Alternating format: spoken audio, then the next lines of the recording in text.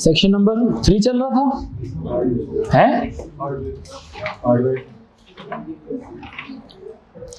Section number 3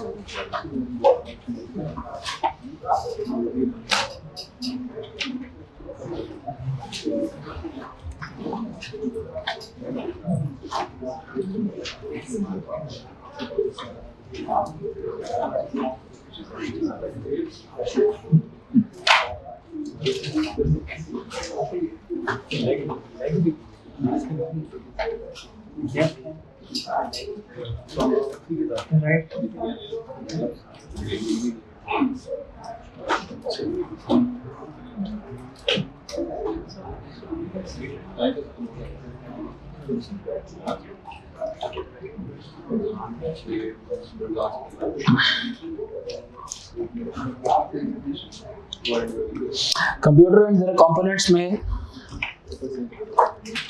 हम लोगों ने 3 टाइप्स ऑफ स्टोरेज हमने देखी थी, जिसमें प्राइमरी मेमोरी थी और सेकेंडरी मेमोरी थी और एक ऑफलाइन मेमोरी थी।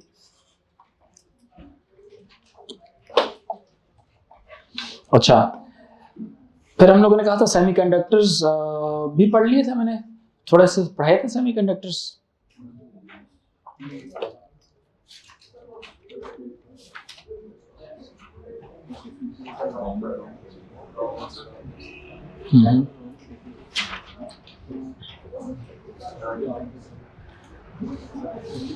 अच्छा,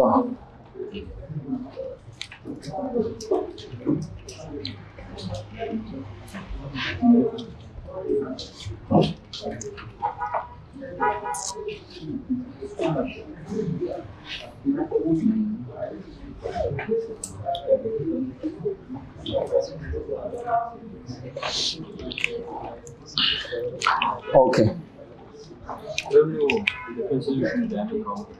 ठीक। रैम एंड रोम डिफरेंसेस पढ़ रहे थे, राइट?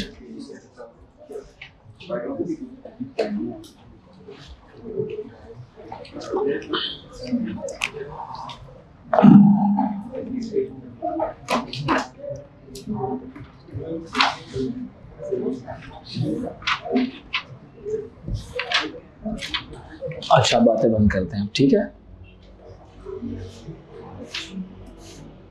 बातें बंद करते हैं। प्राइमरी मेमोरी, प्राइमरी में हम लोगों ने पढ़ा था रोम और रैम, और रैम में एक खास चीज हमने पढ़ी थी, कौन सी वाली? स्टैटिक रैम हमने पढ़ी थी। स्टैटिक रैम किस चीज के काम आती है?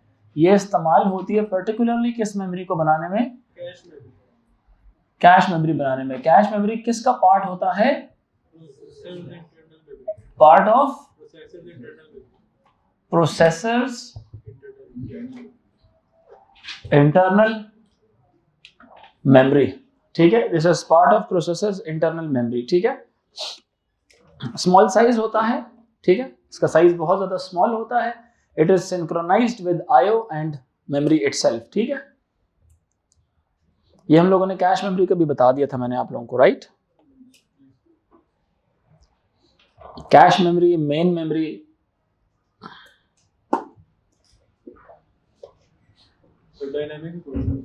डायनामिक भी पढ़ लिया था। बफर्स पढ़ा था। बफर भी एक टाइप की मेमोरी ही है, लेकिन ये उस तरह की मेमोरी है कि जो कि हर डिवाइस की एक अपनी बफर होती है। हर आउटपुट डिवाइस की भी कह सकते हैं, इनपुट डिवाइस की भी कह सकते हैं। लाइक कीबोर्ड की भी बफर होती है। समटाइम जब आपका फोन हैंग होता है ना, तो आप टाइप कर रहे होते हैं, टाइप कर लेते हैं, तो वो किसी जगह जाके सेव हो जाता है और थोड़ी देर बाद एकदम लाइन लिखी जाती है। अब हुआ ना आप लोग के साथ, मतलब आप टाइप करना छोड़ देते हैं, फिर एकदम से बड़ी लाइन लिखी जाती है और आप टाइप कर रहे होते हैं और वो लिखा हुआ नहीं आ रहा होता। मतलब क्या है कि जो आपके टाइपिंग के जो कमांड्स हैं वो बफर में मौजूद हैं, लेकिन इस वक्त प्रोसेसर जो है ना वो बिजी है, कुछ और कर रहा है। आउटपुट में भी इस्तेमाल होती है, इनपुट में भी इस्तेमाल हो सकती है। आउटपुट में जब आप वो यूट्यूब से कोई वीडियो देख रहे होते हैं, तो जो एडवांस के अंदर ना कुछ फ्यूचर की बिट्स अपने पास होल्ड कर लेता है, तो जहां पे वो होल्ड करता है उसको टेम्परेरी स्टोरेज एरिया को बफर कहते हैं, ठीक है। सवाल पूछो। फोन के अंदर लेकिन कीबोर्ड एक अलग इंडिविजुअल इनपुट डिवाइस की किसके अंदर? नहीं, फोन की बात नहीं कर रहा हूँ, लेकिन टाइपिंग के अंदर तो होती है। कीबोर्ड तो एक अलग चीज है, उसको तो शामिल कर दिया गया ना किसी के साथ, अलग हार्डवेयर डिवाइस नहीं है, लेकिन टच स्क्रीन तो है ना, वो तो एक मॉड्यूल। तो आप कह लें कि जो ट्रांसलेशन सॉफ्टवेयर हैं कीबोर्ड के, तो वही वाले हैं कि जो मोबाइल फोन के, वही लैपटॉप के हैं। इसमें हार्डवेयर की सूरत में गिवन है, उसमें टच की सूरत में गिवन है। जैसे हम एक offline memory on screen keyboard की बात करते हैं, ऑन स्क्रीन कीबोर्ड भी आपके लैपटॉप के ऊपर आता है। तो स्क्रीन के ऊपर जिस जगह में आपका कीबोर्ड मौजूद होता है, वो जगह ऑक्यूपाई हो जाती है। जिस की को आप प्रेस करते हैं उसको पता होता है फलानी की को आपने प्रेस किया है। जैसे आपके सैमसंग के फोन के अंदर जब आप किसी एक ऐप को क्लिक करके रखते हैं थोड़ी देर के लिए, तो आपका पूरा फोन एक ग्रिड के अंदर डिवाइड हो जाता है, कोऑर्डिनेट्स पता लग जाते हैं आपको, और हर डब्बे के अंदर छोटा छोटा प्लस का निशान होता है, जिसका मतलब होता है वहां पे जाके आप एप्लीकेशंस, अपनी एप्स को ड्रैग करके वहां पे रख सकते हैं।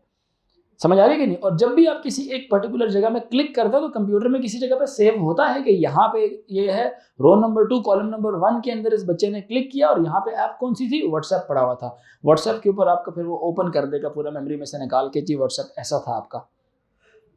फोन में इस तरह से होता है। इसी इवन लैपटॉप में भी यही काम होता है कि जब आपको ऑन स्क्रीन कीबोर्ड आता है, तो ऑन स्क्रीन कीबोर्ड आपकी स्क्रीन के ऊपर एक सर्टेन कोऑर्डिनेट्स को ऑक्यूपाई करके बैठा हुआ होता है। तो आप उस सर्टेन स्क्रीन के ऊपर जो कभी आप अपने लैपटॉप पे जाके ऑन स्क्रीन कीबोर्ड लिखे हैं, जो स्क्रीन के ऊपर जो आपका वर्चुअल कीबोर्ड आएगा, आप तो फिजिकली तो कोई चीज प्रेस नहीं कर रहे हैं, but it is also embedded with your that micro controller, जो उसके की प्रेसेस को मॉनिटर कर रहा है। But those key presses are chosen from the click of the mouse.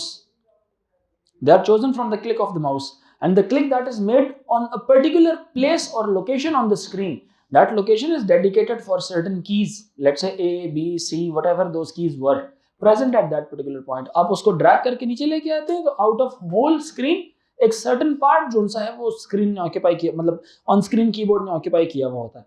अब उस ऑन स्क्रीन कीबोर्ड के ऊपर उसको पता है कि कौन सी लोकेशन ए की थी, कौन सी बी की थी, कौन सी सी की थी, which is never going to change. ठीक है?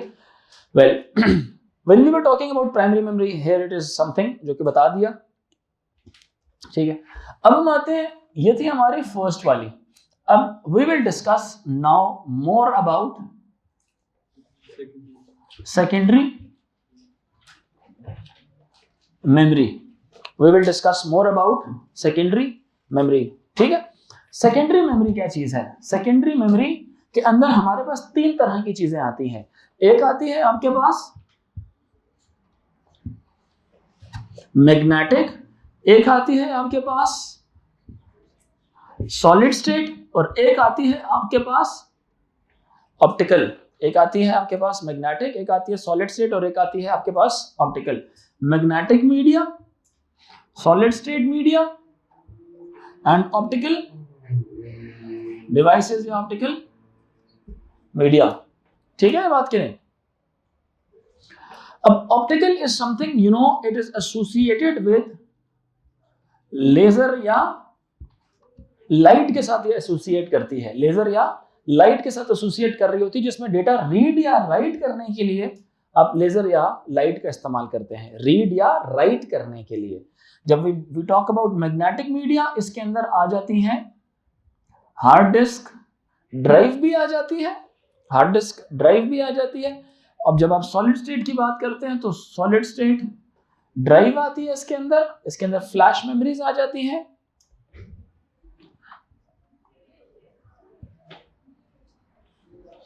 फ्लैश मेमोरी आती है, फ्लैश मेमोरी या flash drives, in fact flash drives आती हैं, एसडी और सिक्योर डिजिटल या एक्सट्रीम डिजिटल कार्ड्स ये आ जाते हैं। आपको पता है सिम कार्ड भी एक मेमोरी स्टोर करती है, थोड़ी सी मामूली सी मेमोरी होती है, 32 किलोबाइट्स या 64 किलोबाइट्स की मेमोरी सिम कार्ड भी होल्ड करती है, जिसमें आप अपने कॉन्टैक्ट सेव कर रहे होते हैं। समझ रहे हैं मेरी बात की नहीं? सिम कार्ड में क्या होता है, आपके कॉन्टैक्ट्स वगैरह सेव करते हैं आप सिम में। अब जो फ़ोन पे आप जब डेटा सेव करते हो, पूछता है ऑन फोन या ऑन सिम, ठीक है? तो सिम में स्टोर करना है फ़ोन में, ठीक है? तो सिम कार्ड पे भी सॉलिड स्टेट लग सकता है, ठीक है? स्मार्टफोन में गूगल्स का ऑप्शन भी आता है ऑनलाइन, अगर आप सर्विसेज लेना चाहते हैं तो, ठीक है? वेल, जब हम उसकी बात करते हैं ऑप्टिकल मीडिया की, तो ऑप्टिकल मीडिया में हमारे पास सीडी आ जाता है, कॉम्पैक्ट डिस्क, ठीक है? कॉम्पैक्ट डिस्क या डिजिटल वर्सेटाइल डिस्क या ब्लू रे आ जाता है या डीवीडी रैम भी आता है।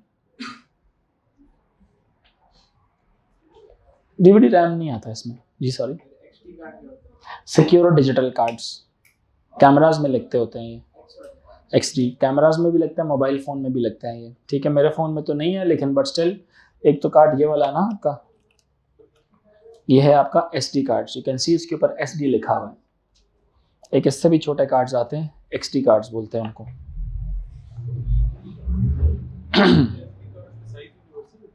किसका? ये तो नहीं, छोटा साइज भी हो सकता है, डिपेंड्स कि you are using it for your phone और you are using it for your laptop. Sizes differ करते हैं device to device, sizes differ करते हैं डिवाइस टू डिवाइस, ठीक है। साइजेस डिफर करते हैं डिवाइस टू डिवाइस, ठीक है। ऐसे जो मोबाइल में लगते हैं, I will show you, you can see these cards, ये XD कार्ड्स होते हैं जो अर्ली 2000s में इस्तेमाल होते थे ना, कैमरास में पिक्चर्स को स्टोर करने के लिए XD कार्ड्स होते हैं, ठीक है। Can you guys see that? नहीं नजर आ रहा? How is it possible? आपको नजर आ रहा था, आपको क्यों नहीं आ रहा? चलो कोई बात, तुम्हारी खैर, ठीक है।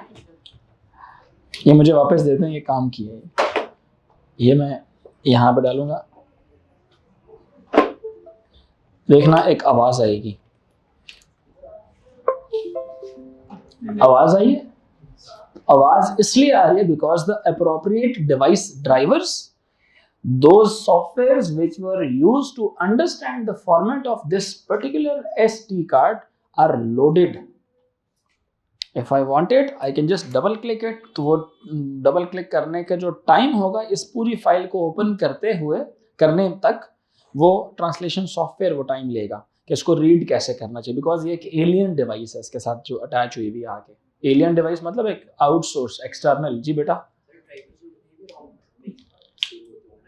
जो बेसिक ड्राइवर्स होते हैं ना, अगर तो मेमोरी ज्यादा है तो वो उसमें सेव हो जाते हैं, क्या नाम है उसका, ऑपरेटिंग सिस्टम के साथ आते हैं।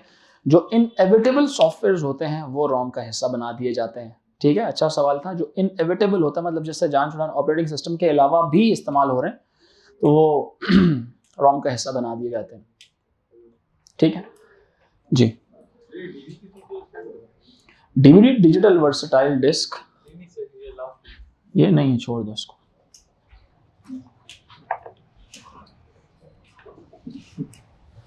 अच्छा,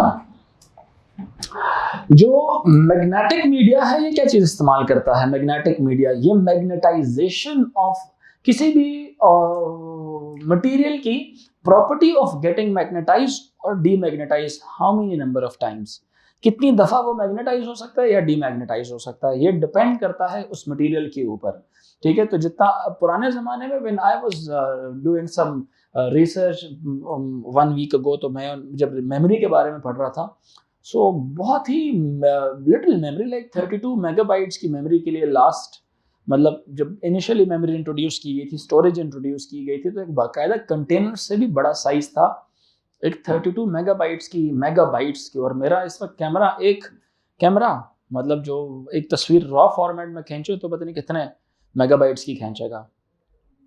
अगर 20 मेगापिक्सल्स का मेरा कैमरा है, मल्टीप्लाई बाय 3 करेंगे तो 60 मेगापिक्सल्स की, मेगाबाइट्स की तो मेरी एक इमेज बनेगी। तो वो इतना बड़ा कंटेनर, और वो पूरा किससे भरा हुआ होता था? With all gadgets, electronic gadgets के साथ भरा होता था। But over the time, you know, by the invention and by the introduction of the semiconductors in the industry of computers, everything got reduced in their physical sizes, because semiconductors में क्या होता है, based upon the movement of electron कैसे move करता है और किस base पर मूव करता है, and how a pure and an impure semiconductors are mixed together, your materials are mixed together to achieve different properties of something. Hydrogen is something else. अगर example दूँ chemistry की, oxygen is something else. They both are gases. When you combine them, they become a liquid. When it becomes a liquid, you know, फिर तो nature में chemical, अगर जो periodic table है उसके बहुत सारे एलिमेंट्स को मिक्स करके तो पता नहीं क्या क्या चीजें बनाई जा सकती हैं, क्या नहीं? Not only two elements, but those two elements can be combined with something else also to make something new. पानी को नाइट्रोजन के साथ मिलाएं, नाइट्रिक एसिड बन जाएगा, ऐसे ही HNO3 बन जाएगा, मतलब इन तीन चीजों को मिक्स किया जाए, फिर नाइट्रस ऑक्साइड बनता है, नाइट्रिक एसिड बनता है, बहुत सारे इस तरह के डिफरेंट सॉल्यूशंस बनाए जा सकते हैं, इवन डिफरेंट कंपोजिशन में बनाया जाए, जैसे H2O पीने वाला पानी, H2O2 ना पीने वाला पानी। समझ आ रही बात कि नहीं? जिसमें हैवी वाटर भी आप ओ लेवल्स में पढ़ते होते हैं, हैवी वाटर भी एक चीज है, H3O भी एक चीज है, आप ज्यादा मतलब वो जहरीला पानी बन जाएगा, फिर तो कॉम्पोजिशन चेंज कर पता नहीं कितनी ज्यादा सारी चीजें बनती रहेंगी। फिर आप इसी तरह सेमीकंडक्टर जो प्योर है, सिलिकॉन जर्मेनियम के साथ आप मिक्स करते रहें डिफरेंट टाइप के एलिमेंट्स, आप प्रॉपर्टीज तब्दील करते रहेंगे एक मटेरियल की, न्यू चीजें आती रहेंगी, साइज रिड्यूस हो गया, उससे आपके सर्किट का साइज रिड्यूस होगा, क्योंकि अब वो आपके चिप्स के अंदर आना लग गए, अब वो चिप बनने लग गया, वो फिजिकल डिवाइस कम हो गई, लिटिल चिप ज्यादा हो गई, क्योंकि उसके ऊपर अब सर्किट्स जो है वो लेजर भी टेक्नोलॉजी साथ साथ ग्रो कर रही थी, तो लेजर के साथ एम्बेड किया गया था, उसकी कटिंग की गई थी, फैब्रिकेशन की गई थी। ठीक है बात कि नहीं? अच्छा, जब मैं मैग्नेटिक की बात करता हूं,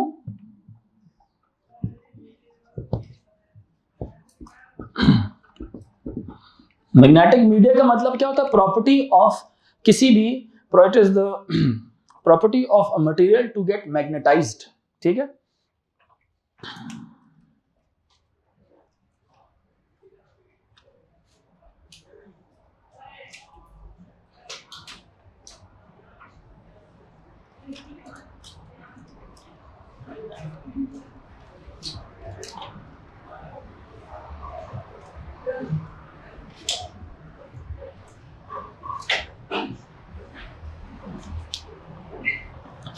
तो कंप्यूटर में मुख्तलिफ, अब सुनिएगा जरा, जब मैं मैग्नेटिक मीडिया की बात करता हूं, मैं सबसे पहले बात करूंगा आपके साथ हार्ड डिस्क ड्राइव की। अब हार्ड डिस्क ड्राइव को बनाया किस तरह से गया है? इसको बनाया गया है एक डिस्क की सूरत में, हार्ड डिस्क इसको कहा जाता है because it's properly in the form of a disk, ये होती ही डिस्क की शक्ल के अंदर है, और इसके अंदर इसको डिवाइड किया गया है सेक्टर्स के अंदर, सॉरी ट्रैक्स के अंदर। इस पूरी डिस्क को किसके अंदर कैसे डिस्ट्रीब्यूट किया गया है? इस तरह के ट्रैक्स के अंदर। बात समझ आ रही है कि नहीं?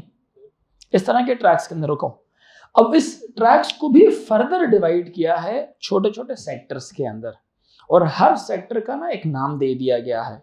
ठीक है बात कि नहीं? अब सेक्टर्स को कैसे डिवाइड किया गया है?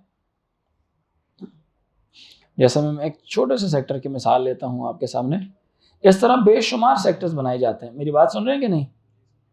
सुन रहे? नहीं सुन रहे?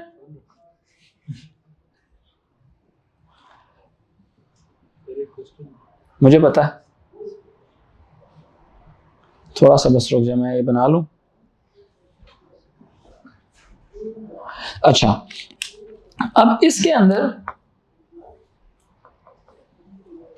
ये जितना एरिया इसने ऑक्यूपाई किया हुआ है, कंप्यूटर का बहुत माइन्यूटली पता है कि ये इसके अंदर मैंने कितनी बिट्स रखी हुई है, ये कौन से वाला जगह है, ये ट्रैक नंबर कौन सा है और ये सेक्टर नंबर कौन सा है। बात अंडरस्टैंड कर रहे हैं? नहीं, ट्रैक नंबर कौन सा है और ये सेक्टर नंबर कौन सा है। अब इसके अंदर एक गिवन नंबर ऑफ उसने लोकेशंस डिवाइड की हुई होंगी, गिवन लोकेशंस उसने डिवाइड की होंगी, इवन इसके अंदर भी, जिनको वो एक वक्त में मैग्नेटाइज कर सकता है या डीमैग्नेटाइज कर सकता है। मैग्नेटाइज करने के लिए भी इलेक्ट्रिकल प्रॉपर्टी चाहिए होती है, डीमैग्नेटाइज करने के लिए भी इलेक्ट्रिकल प्रॉपर्टी चाहिए होती है। बात समझ आ रही है कि नहीं आ रही? जैसे आपको पता है जहां पे इलेक्ट्रिक फील्ड होती है वहां पे मैग्नेटिक फील्ड तो जनरेट होती ही है, सही है कि नहीं? जहां पे changing electric field always introduces magnetic field. Conducting wire के अराउंड मैग्नेटिक फील्ड प्रोड्यूस होती है कि नहीं होती? फिजिक्स, करंट की डायरेक्शन ऊपर है, अगर ऊपर जा रही है तो curl of the finger will tell you the direction of the magnetic field around that thing. ठीक है, समझ आ रही है? इसी तरह जब मैग्नेटिक फील्ड चेंज होती है बार बार तो इलेक्ट्रिक करंट को इंड्यूस करती है, जैसे वो माइक के अंदर इंड्यूस होती है। मैं ये भी पढ़ा दूंगा आपको, अगर आपको नहीं याद फिजिक्स की बात, बट पढ़ा दूंगा, कोई मसला नहीं। तो इस जगह के अंदर इसको या तो मैग्नेटाइज किया जाता है या डीमैग्नेटाइज किया जाता है। तो मैग्नेटाइज जब कोई जगह होती है उनको वंस तस्वर किया जाता है, और जब वो डीमैग्नेटाइज होती है तो उसको जीरोस तस्वर किया जाता है। बात समझ आ रही है कि नहीं? अब एक सेक्टर के अंदर कहा यह जाता है 2048 बाइट्स मौजूद होते हैं, अप्रोक्सीमेटली 2048 बाइट्स एक सेक्टर के अंदर आ सकते हैं। तो मतलब इसका है कि बहुत ही ज्यादा पॉइंट्स ऐसे जिसको मैग्नेटाइज या डीमैग्नेटाइज किया जा सकता है। समझ रहे मेरी बात कि नहीं? सो अब एक डिस्क भी नहीं होती हार्ड डिस्क ड्राइव के अंदर, they are cascaded multiple disks होती हैं। कैस्केडेड का मतलब क्या होता है? एक के बाद दूसरी, दूसरी के बाद तीसरी, तीसरी के बाद चौथी, ऊपर नीचे स्टोरीज बनी हुई होती हैं डिस्क्स की। ऊपर नीचे क्या बनी होती है? स्टोरीज बनी हुई होती हैं। और ऊपर से भी रीड राइट किया जा रहा होता है और नीचे से भी रीड राइट किया जा रहा होता है। ड्यूल सरफेसेस होती हैं उनकी, दोनों साइड्स होती हैं। पास्ट के अंदर क्या कर रहे हो तुम? बड़ा ब्रूसली है ना, हवा में मच्छर पकड़ रहा है। अजीब कार्टून ही हो यार। सवाल पूछ लो ताकि तुम्हारी बेचैनी खत्म हो। पूछ लो सवाल। एक और सवाल पूछो पूछो, दोनों पूछो ना। सर, एक तो सर ये था कि सर आप कह रहे हैं कि डिस्क जो है वो राउंड शेप में होती है सर, जो लेकिन वैसे डिस्क आती है एक्सटेंडेड हार्ड डिस्क, तो वो तो क्यूबॉइड की शक्ल में होती है, लेकिन उसके अंदर जो सा ना गोल सी होती है, वो होती गोल ही अंदर। ठीक है सर, ये जो कह रहे हैं कि मल्टीपल स्टोरीज होती है सर, सबका अपना अपना हेड होता है। हर किसी का अपना रीड राइट हेड होता है। जैसे अगर मैं यहाँ पे यूं बना दूं ना, अगर ये एक है, ये दूसरा है डिस्क, ये तीसरी डिस्क है, ये चौथी डिस्क है, तो इसको रीड राइट करने के लिए इस तरह से लगा हुआ होगा। ठीक है, इसको रीड राइट करने के लिए इसका अपना लगा हुआ होगा। ये यानी कि ऊपर से रीड कर रहा है और ये नीचे से रीड कर रहा है, और ये सेकंड डिस्क को ऊपर से और ये सेकंड डिस्क को नीचे से रीड कर रहा है। लड़कियों को नजर आ रही है ये बात कि नहीं आ रही? समझ भी आ रही है?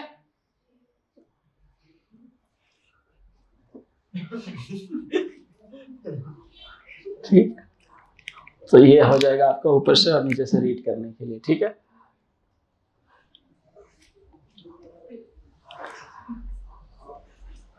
ये इस तरह से होता है। लेकिन ये इतना क्लोजली पैक्ड होते हैं, इतना क्लोजली पैक्ड होते हैं कि ये देखें, आपने एक बात नोट की होगी कि जब किसी भी लैपटॉप की हार्ड डिस्क ड्राइव बड़ी होती है ना, सेकेंडरी स्टोरेज बड़ी होती है, उसका वजन ज्यादा होता है। नोट करेंगे, उसका वजन ज्यादा होता है। वो वजन मेनली किस चीज का होता है? Additional equipments used to store, storage का जो है एडिशनल इक्विपमेंट होता है। अब 500 मेगाबाइट्स की, 500 जीबी की, गीगाबाइट्स की हार्ड डिस्क है, उसका वेट और 1 टेराबाइट हार्ड डिस्क का वेट फर्क होगा दोनों के अंदर, फर्क होगा दोनों के अंदर। बात समझ रहे हैं कि नहीं? बिकॉज ज्यादा मेमोरी, ज्यादा डिस्क इस्तेमाल होंगी। ज्यादा डिस्क का मतलब क्या है कि वो मोटी भी होगी। क्यों? क्योंकि उसके अंदर स्टोरीज लग रही हैं। एक ये फिनोमेना भी फॉलो किया जाता है और एक फिर ऐसे भी 4 इधर लगा दी जाती है और 4 साथ लगा दी जाती है, ताकि ऐसा ना हो कि 8 बनाएंगे तो इतनी मोटी वो चीज डजंट मेक एनी सेंस। ठीक है, तो वो हॉरिजॉन्टल ग्रोथ करवा देते हैं उनकी एक सर्टेन पॉइंट के बाद। बात समझ रहे हैं मेरी कि नहीं? सो इस तरह से वो उसको रीड राइट कर रहा होता है। तो एक जो सा आपका हेड है उसके ऊपर बहुत सारे कॉन्सेंट्रिक सर्कल्स होते हैं, कॉन्सेंट्रिक सर्कल्स बोलते हैं, और हर सर्कल के अंदर उसको डिवाइड किया जाता है सर्टेन सेक्टर्स के अंदर, और हर सेक्टर के अंदर 1s and 0s रखे जाते हैं बाय मैग्नेटाइजिंग और डीमैग्नेटाइजिंग। आगे चलते हैं। बात समझ आ रही है कि नहीं? अच्छा, और जो रीड राइट हेड होता है, it goes from centre to the end of the क्या नाम है उसका, boundary of the circle 50 times a second. Its speed is like centre से बाउंड्री तक जाने की उसकी स्पीड कितनी होती है? 50 टाइम्स अ सेकेंड। मतलब कहा यह जाता है कि अगर एक रीड राइट हेड यहां पे मौजूद है, ठीक है, रीड राइट हेड एक अगर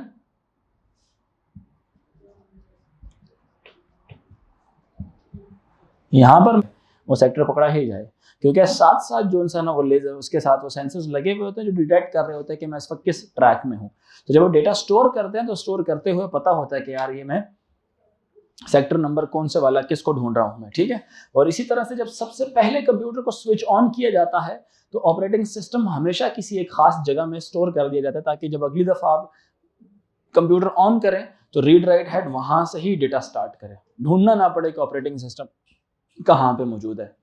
ठीक है, सवाल पूछो आमना, ईमान, सॉरी, सवाल है?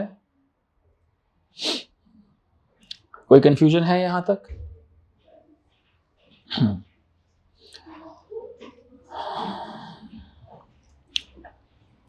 रीड या राइट कॉन्टिन्यूसली किया जा सकता है। मैग्नेटिक मीडियम जो सा है आपका रिमूवेबल हार्ड डिस्क ड्राइव में भी लगता होता है।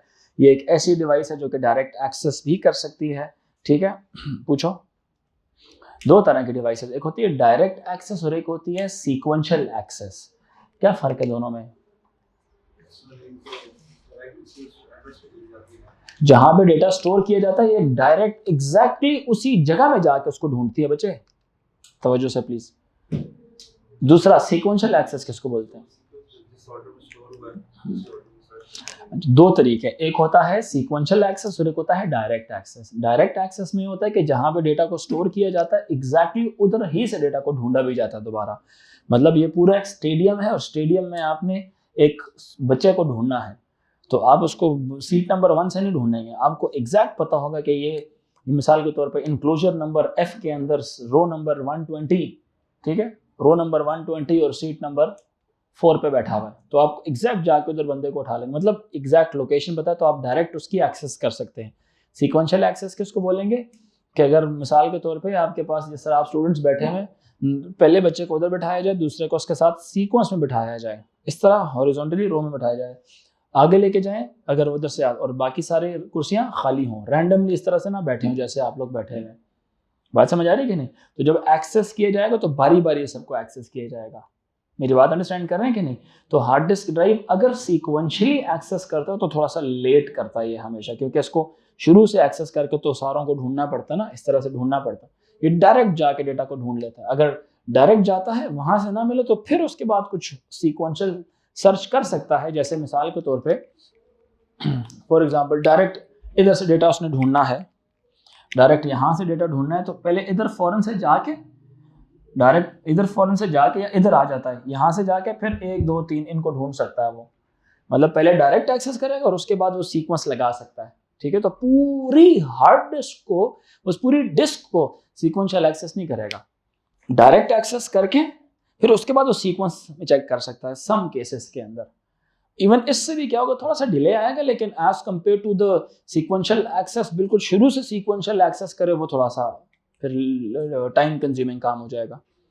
जैसे मिसाल के तौर पर मैंने अब्दुल्ला वसीम को ढूंढना है, ठीक है, मैं क्या करूं, यूं ढूंढने लग जाऊं, फिर यूं ढूंढने लग जाऊं, फिर यूं ढूंढूं, टाइम लग जाएगा ना मुझे। ये तो खामखा के सर्च हो गए, इनको तो जरूरत ही नहीं थी। क्या ख्याल है? एक्सेस की जरूरत ही नहीं थी।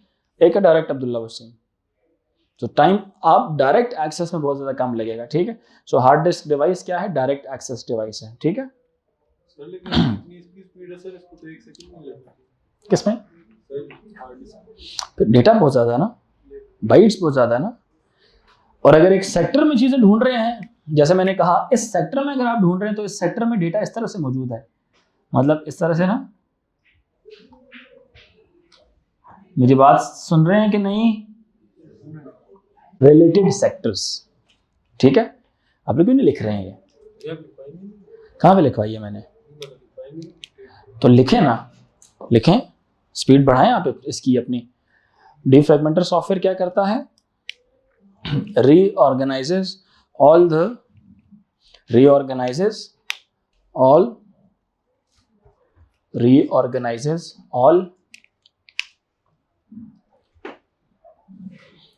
reorganizes all the distributed sectors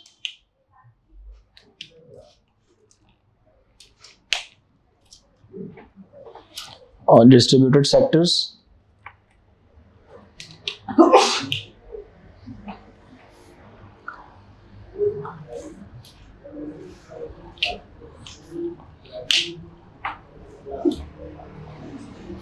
ठीक हो गया यहाँ तक। reorganizes all the distributed sectors so that delay during the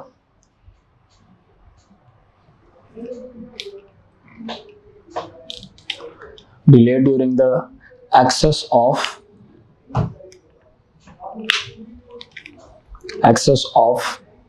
particular data could be minimized.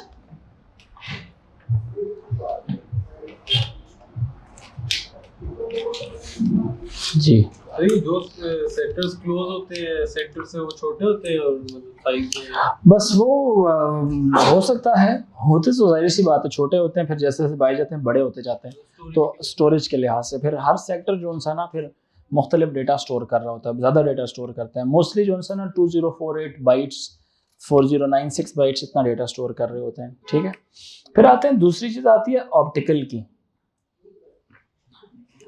जब ऑप्टिकल मीडिया की बात की जाती है, ऑप्टिकल मीडिया मैंने कहा था ये डिपेंड करती है, ये रिलेट करती है किसके साथ, लाइट या लेज़र के साथ। अब मैं इसमें मुख्तलिफ बातें, मैं जब किसकी बात करता हूँ, मैं सबसे पहले सीडी की बात करता हूँ। किसकी बात करता हूँ? सीडी, कॉम्पैक्ट डिस्क की बात करता हूँ, ठीक है। जो कॉम्पैक्ट डिस्क है, सबसे पहले चलो ऑप्टिकल को समझ लो। ऑप्टिकल में लेज़र इस्तेमाल होती है रीड या राइट करने के लिए। जब डेटा राइट करना होगा, दो तरह की लेज़र है, एक है हाई इंटेंसिटी और एक है low intensity. High intensity laser क्या करती है? उसकी ताकत होती है सुराख कर देना। जब हाई इंटेंसिटी लेज़र होगी उसकी ताकत क्या होती है? क्या कर देना? सुराख कर देना। आपने बहुत सारी मूवीज़ में भी देखा होगा, जैसे ड्रिलिंग भी आपने देखी होगी कि उसमें लेज़र टेक्नोलॉजी होती है, तो मेटल को पिघला देती है, सुराख कर देती है उसके अंदर, लेज़र टेक्नोलॉजी। समझ रहे हैं मेरी बात के नहीं? अब जब हम सीडी बनाएंगे, सीडी बनाने के लिए हाई इंटेंसिटी लेज़र इस्तेमाल होती है, और जब डेटा रीड करते हैं तो लो इंटेंसिटी लेज़र इस्तेमाल होती है। क्यों? क्योंकि जब अब डेटा उसके अंदर, अब सीडी या जितनी भी ऑप्टिकल ड्राइव्स हैं, इनके अंदर डेटा स्टोर कराने का एक फिनोमेना है। इनमें डेटा को स्टोर कराया जाता है इस फॉर्म में कि पिट्स एंड लैंड्स की सूरत के अंदर।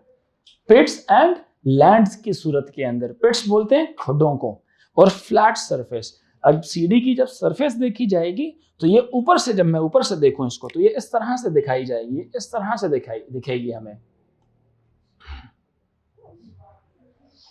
ये इस तरह से दिखाई देगी ये। क्यों? क्योंकि ये क्या था? इट वॉज अ पिट। ये पिट किसने किया? हाई इंटेंसिटी लेजर ने उसके अंदर सुराख किया हुआ था।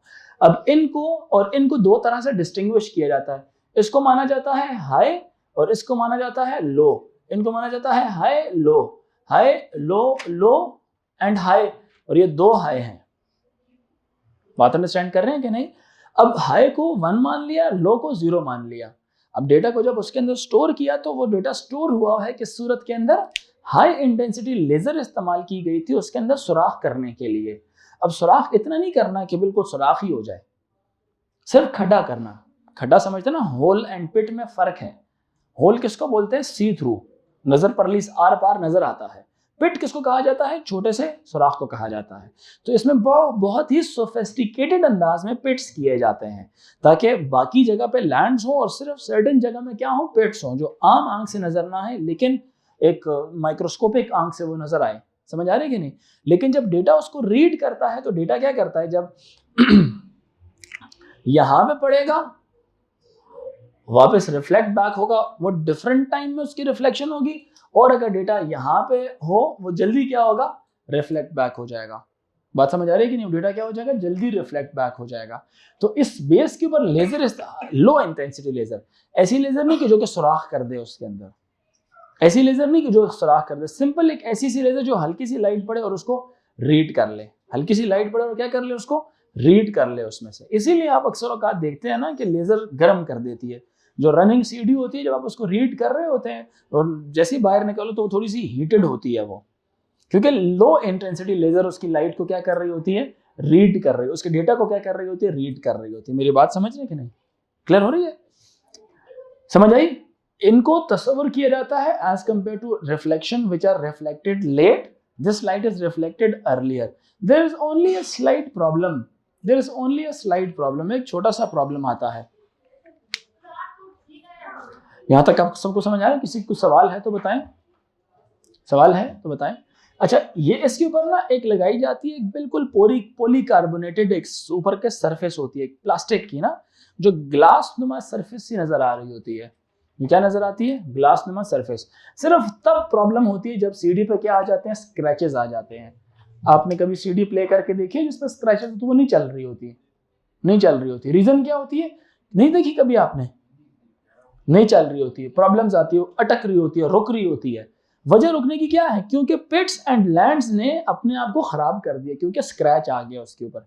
स्क्रैच ने पिट्स खराब कर दिए सारे। तो जब वो पेट्स रीड किए जा रहे होते तो जहाँ पे 1 रीड करना था वहाँ पे 0 रीड हो जाता है, जहाँ पे 0 रीड करना था वहाँ पे 1 रीड हो जाता है, जिसकी वजह से आपको डिस्टॉर्शन ऑन द स्क्रीन महसूस हो रही होती है। फील किया कभी कि नहीं किया?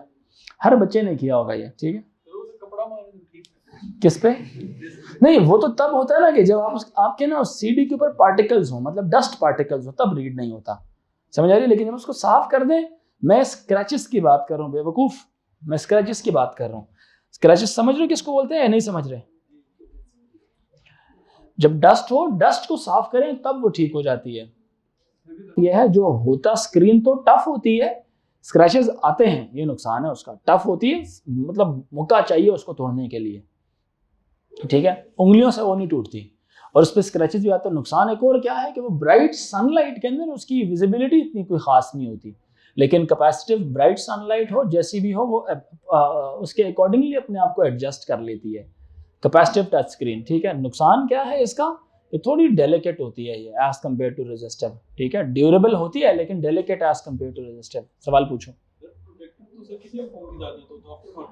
वो तो इसीलिए कह रहा हूँ ना, कैपेसिटिव टच स्क्रीन्स में ऐसे होता है। जो रेजिस्टिव टच स्क्रीन होती थी ना पुराने जमाने, मतलब पहले न्यू फोन आया करते थे, तो आप देखें उसकी स्क्रीन नीचे होती थी, उसके ऊपर प्लास्टिक का कवर होता था, प्लास्टिक का, शीशे का भी नहीं, प्लास्टिक का। पुराने फोन आप अगर देखें जो नए नए आए थे सैमसंग के, पहले तो था ना S3 से भी पुराने फोन, अभी तो S22 पता नहीं कौन सा चल रहा है, S3 के दौर में जाओ जरा। जब स्टार्टिंग S3 आया था, S3 से एक स्टेप पीछे जाओ जरा। जब उससे पहले वाले फोन आते थे तो मैंने यूज किया था, मुझे मालूम था उस पर एक पॉइंट ऐसा आता था कि टच ही नहीं होता था, फिर वो इतना वो डल हो जाता था कि आंखें यूं करके ना यूं देखना पड़ता था कि स्क्रीन में क्या चीज है, समझ रहे? नोकिया में भी आए थे, अगर आपको याद हो तो, हैं कि नहीं?